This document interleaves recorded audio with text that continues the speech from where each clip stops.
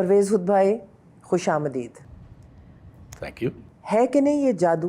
अगर 100 साल पहले कोई शख्स इसको लेकर वही काम करता जो आज हम रोज़मर्रा करते हैं, तो क्या लोग चौंक ना जाते कि ये जादू है? है तो जादू, इसमें कोई जिन नहीं है, कोई इसमें बाहर की चीज़ नहीं है, कोई जादू नहीं है। इसमें फ़िज़िक्स के सादा उसूल कार फरमा है, वो जो हमने गुज़िश्ता 400 साल से ढूंढे और जिनको फिर हम आज पढ़ते हैं, पढ़ाते हैं और जिस पर तहक़ीक़ करते हैं। लेकिन ख़ास तौर पर जो 100 साल पहले क्वांटम मैकेनिक्स का मज़मून ईजाद हुआ, जिससे हमने ये जाना कि इलेक्ट्रॉन्स एक मटेरियल में से किस तरह से हरकत करते हैं, फिर उससे हमने ट्रांजिस्टर बनाया, उससे फिर इंटीग्रेटेड सर्किट्स बने, उससे फिर ये हुआ वो हुआ। लेकिन ये सब इंतहाई सादा उसूल हैं जो हम दरियाफ़्त करते हैं, ईजाद करते हैं और फिर उनको बुरे कार लाते हैं अपने फ़ायदे के लिए भी और बुरे नुकसान के लिए भी, दोनों होता है। साइंस का इतलाक़ जहाँ होता है उससे हमें बहुत फ़ायदा भी हुआ है, नुकसानात भी हैं। जैसे कि आपने कहा, साइंस इंसान की तरक्की की बुनियाद है, इसमें फ़ायदे भी बहुत हुए हैं। ये अक़ली सोच है जो कि हमें बताती है कि हमारी कायनात किस चीज़ की बनी हुई है, कैसे हम यहाँ पर पहुँचे हैं और हमें क्या क्या इससे फ़ायदे हो सकते हैं मालूमात में। आप इसके साथ साथ एक समाजी कारकुन भी हैं, वो भी काम आपका अक़ली सोच पे मबनी है।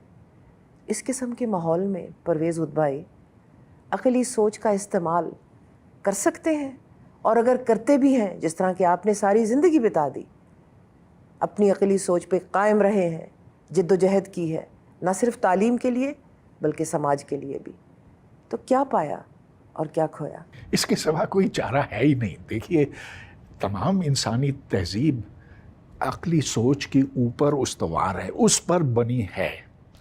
आपने कहा कि इसकी तारीख़ पुरानी है। हाँ, इसकी तारीख़ जहाँ तक हम जानते हैं कम से कम 6000 साल पुरानी है।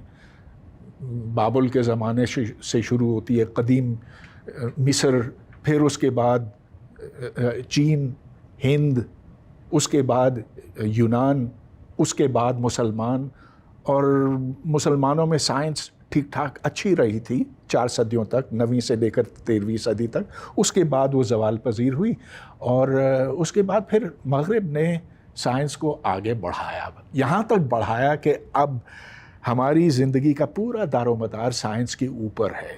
मोबाइल की मिसाल आपने दी, वो तो एक छोटी मिसाल है। आप देखें अपने अतराफ़ में, हम गाड़ियों में सफ़र करते हैं, जहाज़ों में करते हैं, हम अब ख़ला में चाँद क्या मरीख़ तक जा चुके हैं। हम अब बहुत तवील ज़िंदगियाँ गुजारते हैं। पहले तो कोई 50 साल की उम्र तक पहुँचता है, कहते हैं बुढ़ा हो गया। अब लोग 80-90 तक जीते हैं। क्या ये सब साइंस का कमाल है। साइंस की तालीम ज़रूरी क्यों है? ज़रूरी इसलिए कि उसके बग़ैर एक जदीद मुआशरा ज़िंदा रह ही नहीं सकता।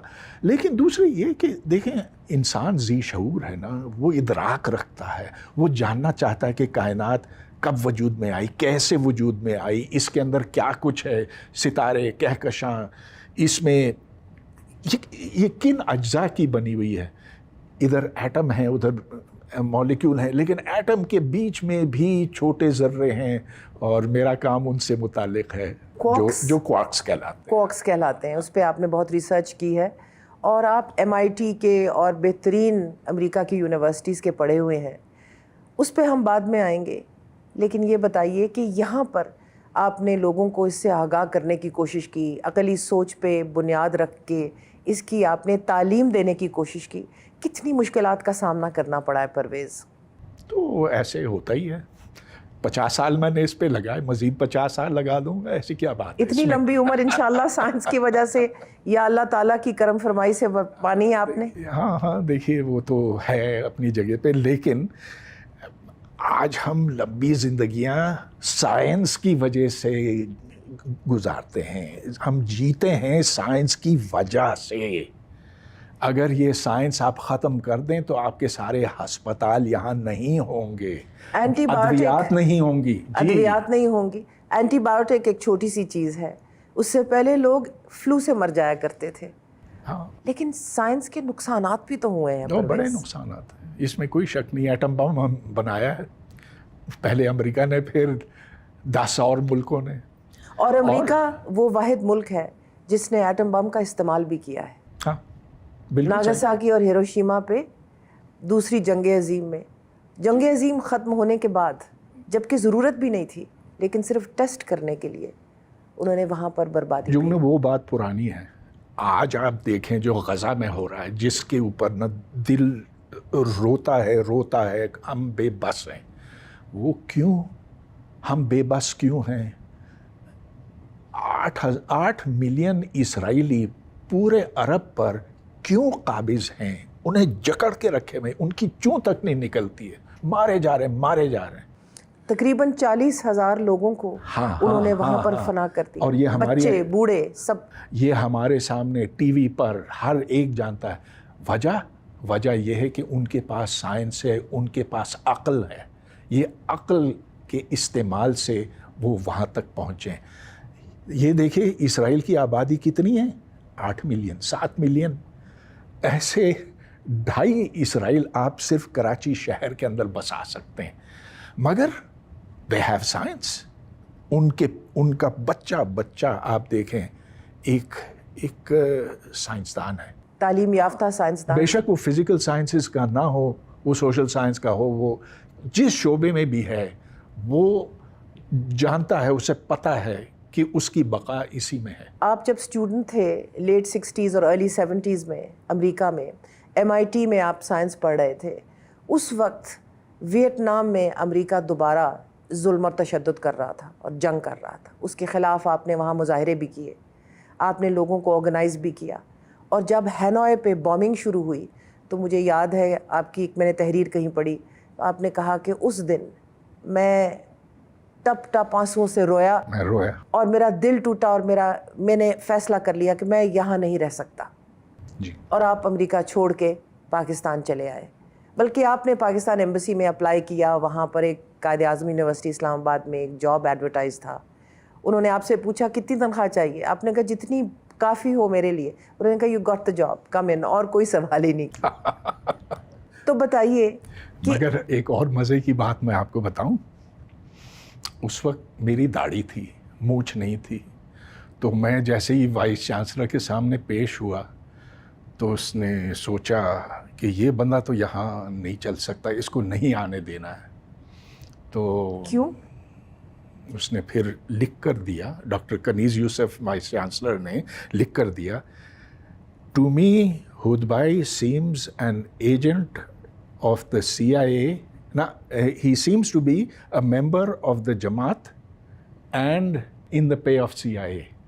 وہ تو بڑی کوالیفیکیشنز پھر بن گئی بعد میں پاکستان میں, دونوں بڑی کوالیفیکیشنز بن گئی. اس وقت 70s میں یہ ڈسکوالیفیکیشن تھی. ہاں جی, ذرا یہ پیچیدہ مسئلہ تھا. جو ہماری یونیورسٹیوں میں بھرتیاں ہوتی ہیں وہ سیاسی بنیادوں پر ہوتی ہے, پہلے بھی اور آج بھی. تو انہوں نے یہ سوچ کر مجھے بھرتی کیا تھا امریکہ میں کہ میں لیفٹسٹ ہوں. یہاں جب وائس چانسلر نے دیکھا تو اس نے کہا یہ تو جماعت اسلامی کا ہے, اسے یہاں نہیں ٹکنے دینا. But she shouldn't have judged the book by its cover. Yeah. You have been a committed leftist and a committed social reformer and activist all your life, all your working life. یہ بتائیے کہ science پڑھانے میں university میں کیا مشکلات کا سامنا کرنا پڑا؟ 2, 3, 4 الگ قسم کی مشکلات, لیکن سب سے بڑی بات یہ کہ یہاں اسٹوڈنٹس میں محنت کرنے کی روایت نہیں ہے. ٹیچرز میں پڑھانے ایمانداری تندہی سے پڑھانے کی خواہش نہیں ہے, وہ روایت نہیں ہے. وہ صرف تنخواہ لینے کے لیے آتے ہیں, اپنے مضمون کو سمجھتے نہیں ہیں, اس سے پیار نہیں کر سکتے. تو میں تو سمجھتا ہوں کہ کسی مضمون کو تب آپ اچھی طرح سے پڑھا سکتے ہیں اگر آپ اس سے پیار کرتے ہوں, اس کے بغیر نہیں. ہم نے تو یہاں پر پانی پہ گاڑیاں چلتی دیکھی ہیں, سنی ہیں, کم از کم دیکھی نہیں. اس قسم کی ایجادات بھی یہاں ہوئی ہیں. آپ کے سامنے. آپ ذکر کر رہی ہیں نا وہ 10-11 سال پہلے کی بات ہے, 2011 کی بات ہے. اب دوبارہ یہاں ایک فوجی یونیورسٹی کے اندر پانی کی گاڑی پہ پھر کام شروع ہو گیا. میں نے ابھی ایک ٹی وی انٹرویو پر دیکھا. اتنے ہم علم دوست اگر مسلمانوں کی تہذیب سے ہم لوگ آئیڈینٹیفائی کرتے ہیں, جس طرح آپ نے کہا کہ کم از کم 400 سال تو تحقیق رہی مسلمانوں کی سوسائٹیز میں, تو کیا ہوا؟ ہم کو علم دشمنی کس نے سکھائی؟ ہم نے کیوں یہ رویہ اختیار کر لیا؟ کیوں ہم لوگوں نے اپنا منہ موڑ لیا تعلیم سے اور عقل کی روشنی سے؟ کیا وجہ؟ ہاں, اس کی ایک تاریخ ہے.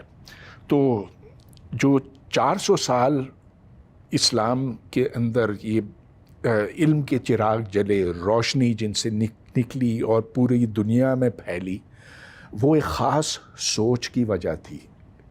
اس کے پیچھے ایک خاص سوچ تھی. گویا کہ ہم نے اس زمانے میں, یعنی کہ 9ویں صدی سے لے کر 13ویں صدی تک عقل کو فوقیت دی. اس زمانے میں معتزلہ ہوتے تھے جن کا یہ مدعا تھا کہ اسلام کی بنیاد صرف ایمان نہیں ہے, عقل بھی ہے, کہ اللہ تعالیٰ نے ہمیں وہ صلاحیت دی ہے کہ ہم دنیا کو سمجھ سکیں, اس کے اصول اخذ کر سکیں اور پھر ترقی کر سکیں. اپنی ضرورت کے مطابق ہم اپنے حالات بدلیں. تو ہوا کیا؟ تو اس کے بعد روایت پسندی اس پر حاوی ہو گئی اور ایک ذہن میں سختی آ گئی. اس سختی کے نتیجے میں باہر کے جتنا علم باہر سے آتا تھا, تو یہ یاد رہے کہ اسلام کے اندر سائنس کی شروعات ہوئی 9ویں صدی میں, جس وقت یونان کے جو پرانے علمی خزانے تھے ان کا ترجمہ کیا گیا عربی زبان میں, اس سے پھر استفادہ کیا گیا. اس سے پھر آس پاس کے جتنے عالم تھے, عالم سے میرا مطلب یہ اسکالرز تھے, ناٹ مذہبی اسکالرز, جو اسکالرز تھے انہیں اکٹھے کیا جاتا تھا خلیفاؤں کے درباروں میں. عباسی خلیفاؤں نے, تو اس میں یہودی بھی تھے, اس میں عیسائی بھی تھے, اس میں ہندو بھی تھے, اس میں نصرانی تھے, طرح طرح کے لوگ تھے. تو جب مختلف لوگ اکٹھے ہوتے ہیں ایک ہی جگہ میں اور جب ایک کھلی فضا ہوتی ہے, اصل بات یہ کہ سائنس ان معاشروں میں ترقی پاتی ہے جہاں کھلا پن ہو, جہاں قدغنے ہوں, جہاں دماغ کے اوپر آپ پہرے بٹھاتے ہیں, پھر نہیں سائنس ہو سکتی. جہاں پر ذہنی تنگی ہو وہاں پر سائنس فروغ نہیں پاتا. جی بالکل. جب منگولوں نے بغداد پہ حملہ کیا, یہ 13ویں صدی کی میں بات کر رہی ہوں, تو سنا ہے کہ اس کے بعد جب بغداد کی لائبریریز اور کتاب خانے جلائے گئے اور یہ سارے اسکالرز ڈسپرس ہو گئے, تو اس کے بعد ہم لوگ زوال پذیر ہوئے. اس میں کتنی حقیقت ہے؟ دیکھیں, تباہی تو بہت, چنگیز خان, ہلاکو خان, ان لوگوں نے تو بہت بربادی. ہلاکو خان تھے اس وقت. ہاں. تو اب یہ ہے کہ تباہیاں تو اور جگہوں پر بھی آتی ہیں. آپ دیکھیے ہیروشیما کے اوپر آپ نے ابھی اس کا ذکر کیا تھا, امریکہ نے ایٹم بم پھینکا, ناگاساکی پر ایٹم بم پھینکا. اس سے بڑی چیز کیا ہو سکتی ہے؟ تو ادھر لاشوں کے ڈھیر, 2 لاکھ لوگ جل کے مر گئے. ہاں, لیکن پھر دے باؤنس بیک. ہوتا ہے نا کہ آپ پھر اگر آپ کے اندر وہ توانائی ہے تو پھر وہ تنوع ہے, تو پھر آپ دوبارہ اٹھ کھڑے ہوتے ہیں. تو سوچ کی سختی کہاں سے آئی؟ مسلمانوں کے اندر یہ رسا کشی رہی ہے. ایک طرف وہ روایت پسند ہے, دوسری طرف ترقی پسند ہے. اب میں سر سید احمد خان کی آپ کو مثال دوں, جن کا یہ مدعا تھا کہ بھائی خدا کے واسطے مسلمانوں اب یہ رونا دھونا چھوڑ دو, تم اگر عظمت کی طرف دوبارہ جانا چاہتے ہو تو اب 150 سال پہلے کی بات ہے, 250 سال, اب سیکھو انگریزی, سیکھو سائنس, دنیا کے بارے میں جانو اور دنیا میں شامل ہو جاؤ. اور دنیا میں شامل ہو جاؤ. لیکن آپ 1000 سال بیچ میں کھا گئے. یہاں پر کیا ہو رہا تھا ہندوستان کے برِ صغیر میں؟ ہاں, یہ بڑی دلچسپ بات ہے. مغلوں میں بھی کوئی شوق نہیں تھا علم کا, بڑے اچھے مقبرے بنائے, بڑے باغات تھے. نہیں, اکبر کو تو تھا شوق علم کا. نہ, کوئی یونیورسٹی تو نہیں بنائی. برِ صغیر میں جو ہندو مت کے لوگ تھے اور جو یہاں پر سویلائزیشن تھی پری اسلامک, یہاں پر سائنس کی طرف کیا رویہ تھا؟ کیونکہ یہ بھی ہم نے سنا ہے کہ زیرو ایجاد جو ہے وہ یہاں کی تھی, اس خطے کی. نہ, یہ بات غلط ہے. البیرونی جب یہاں آیا 990 سم تھنگ, اوکے, اس وقت اس نے یہاں آ کر سنسکرت سیکھی. اس نے 13 سال تک سنسکرت سیکھی. اس نے دیکھا کہ یہ برہمنوں کے پاس کیا علم ہے, ان کی پرانی کتابوں میں کیا علم ہے, اور وہ اس سے بڑا متاثر ہوا. اس نے کہا کہ ان کی ریاضی, ان کی فزکس تو لاجواب ہے, اور جو ہندسے ہے نا اور صفر, یہ البیرونی نے عرب پہنچایا. اچھا, یہ دیکھیں اردو میں ہم کیا کہتے ہیں, ہند سے. اچھا, ہند سے آیا. ہاں, تو پرانی ہندو تہذیب کی بڑی کامیابیاں تھیں, اور وہ آج کل ضرورت سے زیادہ اس پر فخر کرتے ہیں. میں کہتا ہوں ضرورت سے زیادہ اس لیے کہ ٹھیک ہے, مناسب, ٹھیک ہے, ہر تہذیب میں نا اپنے جو آباء و اجداد ہیں ان کی قدر کرنی چاہیے, لیکن وہ تو اب پرستش پہ لگ گئے, جو اچھی بات نہیں ہے. ہم بھی یہی کرتے ہیں. تو ایک متوازن سوچ رکھنے کی ضرورت ہے. اوپنہائمر نے جب نیوکلیر بام کو ایجاد کیا تو انہوں نے یہ بات کی, I have become death, the destroyer of worlds. Yes. You're on the record as being a critic of the bomb. اور آپ نے کہا اس سے ہمیں کوئی فائدہ نہیں ہونے لگا. میں پہلے بھی تھا, آج بھی ہوں, اور ہمیشہ تک رہوں گا.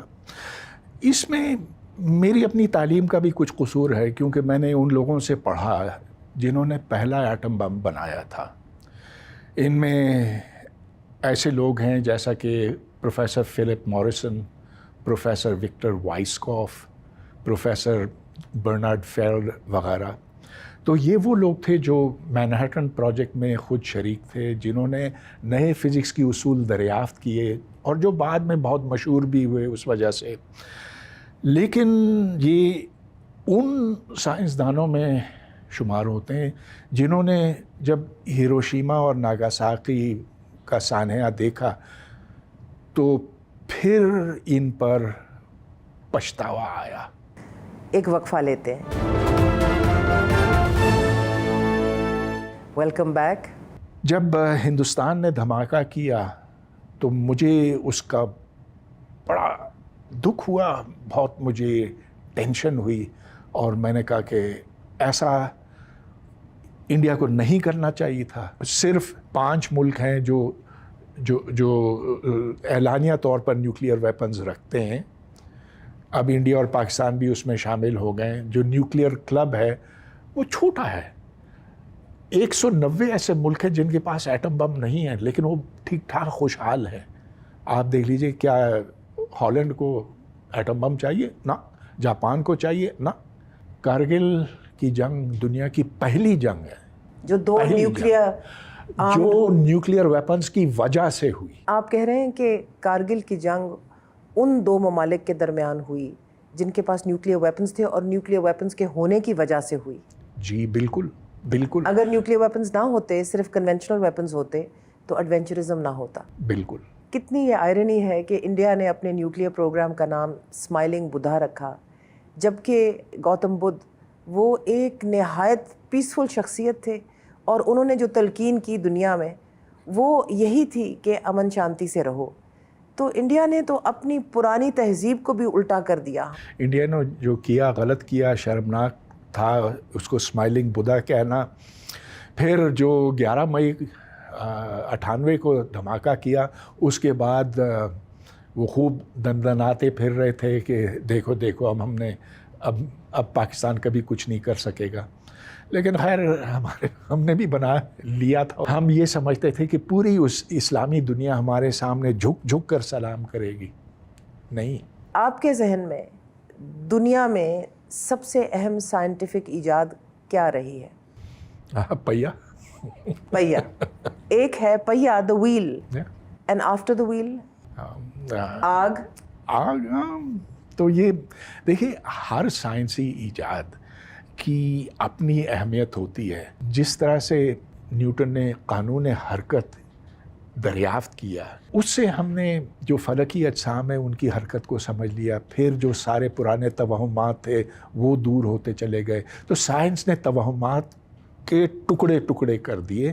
اور دیکھیے اس کے پیچھے اصول بہت سادہ ہے. دیکھیے سائنس تو ایک چیز کو مانتی ہے، عقل، تجربہ، مشاہدہ. اگر کوئی چیز پروو ہو جاتی ہے تو وہ تھیوری بن جاتی ہے، اور پروو کرنا جو ہے وہ مشاہدہ کرنا ہے ایک چیز کا، اور پھر اس کو قبول کرنا پڑتا ہے. بالکل قبول کرنا چاہیے. اس کے باوجود بہت سے لوگ نہیں قبول کرتے. اب بھی ایسے لوگ ہیں جو کہتے ہیں کہ زمین ساکن ہے اور سورج اس کے گرد گھومتا ہے. اور وہ کئی ایسے لوگ امریکہ میں بھی ہیں.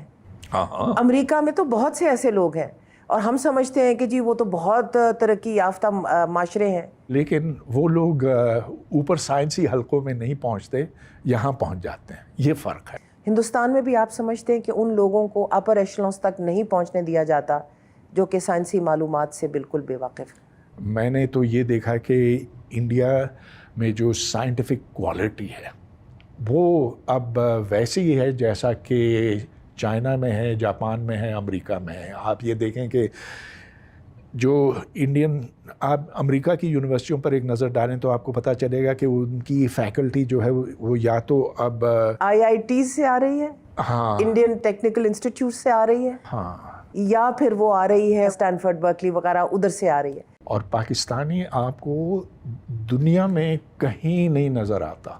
عالم اسلام میں اتنا قحط و رجال کیوں آج کے دور میں؟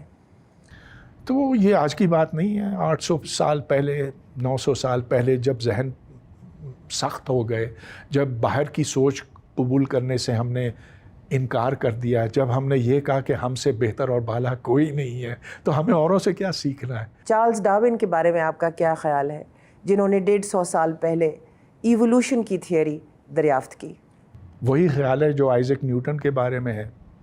نیوٹن نے میکینکس کی بنیاد رکھی، اسی طرح ڈارون نے حیاتیات کی بنیاد رکھی. اب جو اسے نہ مانے بے شک نہ مانے، لیکن پھر بایولوجی کرنا چھوڑ دیجئے. بایولوجی کرنے کا ارادہ بھی ترک کر دیں، فزکس کرنے کا ارادہ بھی آپ ترک کر دیں، تو کتنی چیزوں سے آپ نے جان چھڑانی ہے اور اس دنیا میں قائم دائم بھی رہنا ہے، کیسے ہو سکتا ہے؟ ہاں، لیکن آپ کو اپنا موبائل بھی تو رکھنا ہے، ادویات بھی تو آپ کو چاہیے، آپ کو گاڑی میں سفر کرنا ہے. ہم جدید دنیا میں کیسے آ سکتے ہیں؟ تو آپ کا سوال یہ کہ سوچ کو نرم کیسے کیا جا سکتا؟ جی بالکل. اور اس کا ایک ہی حل ہے، پڑھنے سے، دیکھنے سے، سمجھنے سے. اور اسی لیے ایسے لوگوں کی ضرورت ہے جو عقلی سوچ کو پھیلائے اور جو دلیل اور استدلال سے اپنی بات سامنے پیش کر سکیں. کیونکہ شور مچانے سے اور ہنگامہ کرنے سے کوئی کچھ سیکھتا نہیں ہے. لیکن یہ اسٹیٹ لیول کے اوپر فیصلے ہونے پڑیں گے، یہ آپ اور میں نہیں کر سکتے. جو ذی شعور سمجھدار ماں باپ ہیں نا، وہ اپنے بچوں کو پرائیویٹلی پڑھاتے ہیں، گھر میں پڑھاتے ہیں، انٹرنیٹ استعمال کر کے پڑھاتے ہیں، وہ حقائق انہیں بتاتے ہیں اور یہ کہتے ہیں کہ تم جتنے سوال کرو گے اتنا اچھا. تم متجسس ذہن وہ پیدا کرتے ہیں. اور میں سمجھتا ہوں کہ کم از کم 10% ایسے ماں باپ ہوں گے جو کرتے ہیں. افسوس کہ 90% نہیں کرتے. Let's take a break. Welcome back. آپ کہتے ہیں انڈیویجولز کریں گے، ماں باپ اپنے گھروں میں لوگوں کو آرٹیفیشل انٹیلیجنس کے ذریعے پڑھائیں گے، کمپیوٹرز کے ذریعے پڑھائیں گے، انٹرنیٹ کے ذریعے پڑھائیں گے. کیا یہ اسٹیٹ کی ذمہ داری نہیں ہے، ریاست کی ذمہ داری نہیں پرویز؟ وہ تو ریاست جو ہے وہ کب سے اس ذمہ داری سے مبرہ ہو چکی ہے.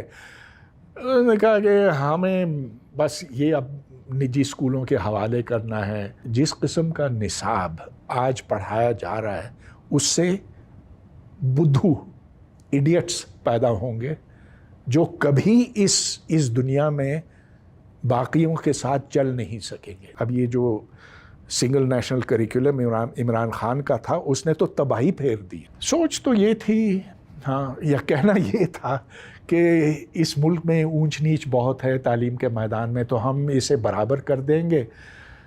اب یہ دیکھیں کہ مدارس میں ایک نصاب پڑھایا جاتا ہے اور دوسرے عام اسکولوں میں دوسرا پڑھایا جاتا ہے، ہم کیوں نہ سب کو برابر کر لیں؟ تو اچھا ہم یہ کر دیں گے۔ اچھا مدارس نے کہا کہ ہم تو یہ ابھی نہیں کرنے والے ہیں، لیکن ہم جو پڑھاتے ہیں وہ تم مان لو۔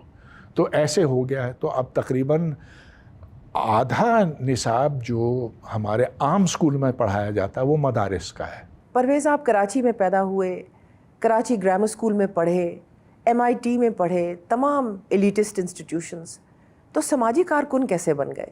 محض اتفاق ہے۔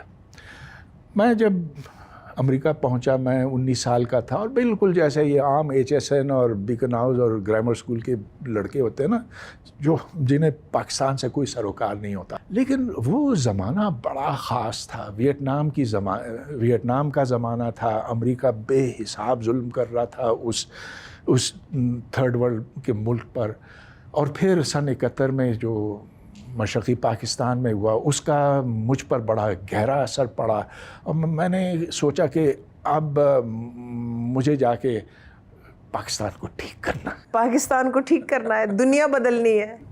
یہ کبھی نہیں سوچا کہ MIT کی ڈگری لے کے میں امریکہ میں ہی بس جاؤں اور یہاں کمائی کروں یا بہت بڑا پروفیسر بن جاؤں؟ میں نے ادھر بیزاری کا وقت گزارا اور میں دن گن رہا تھا کہ کب میں واپس جا سکوں گا۔ اب ریسنٹلی آپ نے اسلام آباد میں ایک کرٹیکل تھنکنگ کا اسپیس بنایا ہے جس کو آپ نے نام دیا ہے دا بلیک ہول۔ اب دا بلیک ہول، مجھے تو کچھ سائنسی تعلیم نہیں ہے، لیکن دا بلیک ہول وہ ہوتا ہے جہاں سے کوئی لائٹ اسکیپ نہیں کر سکتی۔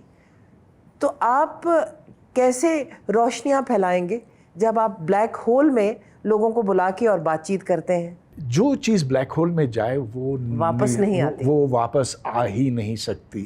ایکویشنز کے ایسے سولوشنز ہیں کہ جب آپ بلیک ہول میں گرتے ہیں تو ایک دوسری طرف سے آپ نکلتے ہیں اور ایک کائنات کے دوسرے حصے میں پہنچ جاتے ہیں جس تک ویسے آپ کبھی نہ پہنچ سکتے۔ گویا کہ ایک نئی کائنات آپ کے سامنے کھل جاتی ہے، اس لیے آپ نے اس کا نام بلیک ہول۔ تو مجھے تو پھر بھی ایک مجاہد نظر آتا ہے جو جد و جہد کر رہا ہے، آج بھی لوگوں میں کرٹیکل تھنکنگ پھیلانے کی کوشش کر رہا ہے، آج بھی لوگوں کو پڑھا رہا ہے، سائنس سے مستفید کر رہا ہے، بہت کرٹیکل مضامین لکھتے ہیں اور بڑی تنقیدی جائزہ لیتے ہیں آپ حکومتوں کا، ریاست کا۔ تو میں تو سمجھتی ہوں جذبہ ٹھنڈا نہیں ہوا۔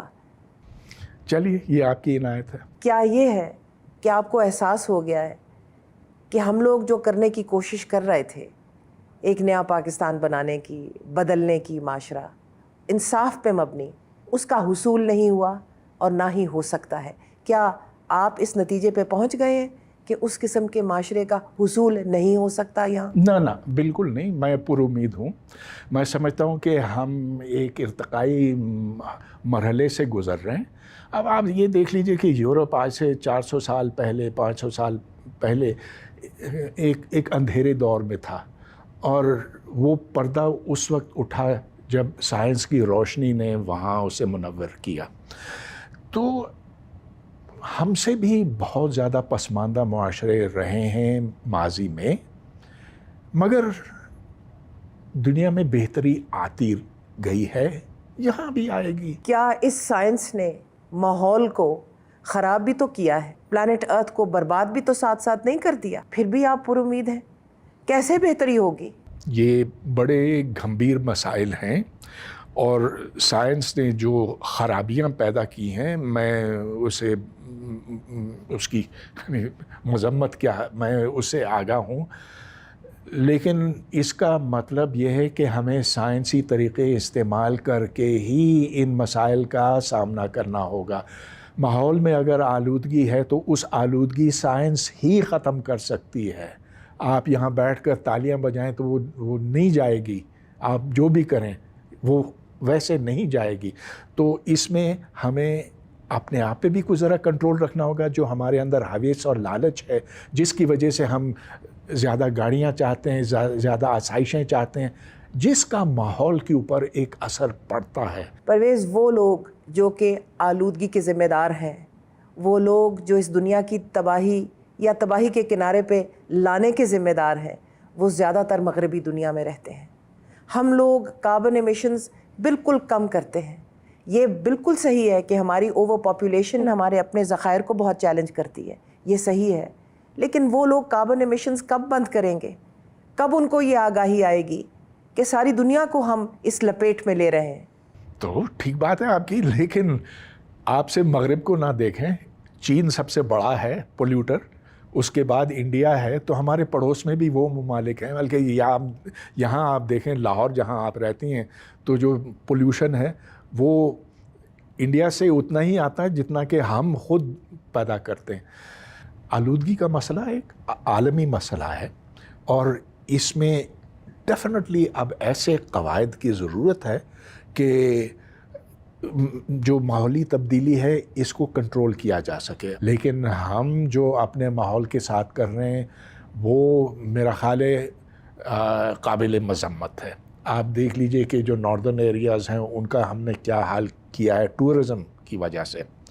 آپ یہ دیکھ لیجئے کہ اور وہاں لکڑی کاٹ کے ہم نے کیا ظلم کیا ہے, اپنے جنگلات کو ختم کیا. سارے پاکستان میں جنگلات کا کوریج ختم کر دیا. بالکل. اب اس میں مغرب کا کوئی قصور نہیں ہے, اس میں ہمارا اپنا ہے.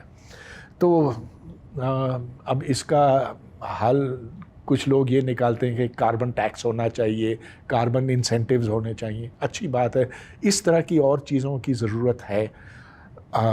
مگر سب سے بڑی بات یہ ہے کہ جو شہروں میں ہمارے شہروں میں غلاظت پیدا ہو رہی ہے اس کے ٹریٹمنٹ کا بالکل کوئی ذریعہ نہیں ہے, کوئی اس کا یہاں پر انتظام نہیں ہے. کراچی, لاہور جیسے بڑے شہر وہ خیر آپ لوگ تو راوی میں پھینک دیتے ہیں, کراچی میں ہم سمندر میں بہا دیتے ہیں. پرویز, دنیا کے پاس وقت ہے کہ مغرب میں, چین میں, ہندوستان میں لوگوں کے دماغ صحیح ہوں, وہ رسپانسبل سٹیزنشپ کی طرف آئیں؟ وقت ہی بتائے گا کہ وقت ہے کہ نہیں, لیکن مجھے لگتا ہے کہ وقت بہت تھوڑا رہ گیا ہے.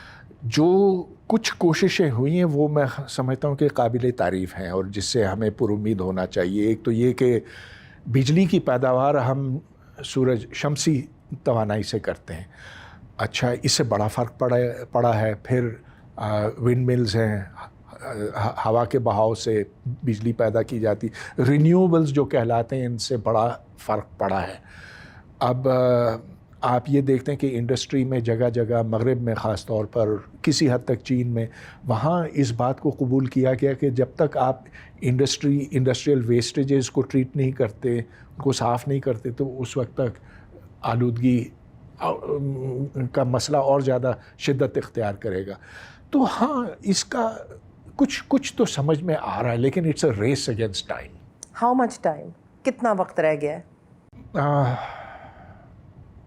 20 سال 30 سال. اور اس کے بعد؟ اس کے بعد دیکھیے بڑے خوفناک اس کے نتائج اب بھی سامنے آ رہے ہیں. تو جو شمالی قطب اور جنوبی قطب پر برف ہے وہ پگھلے جا رہی ہے, جس کی وجہ سے سمندر کی سطح اوپر آ رہی ہے. جو درجہ حرارت بڑھا ہے اس کے نتیجے میں یہاں طوفانوں کی شدت بڑھی ہے.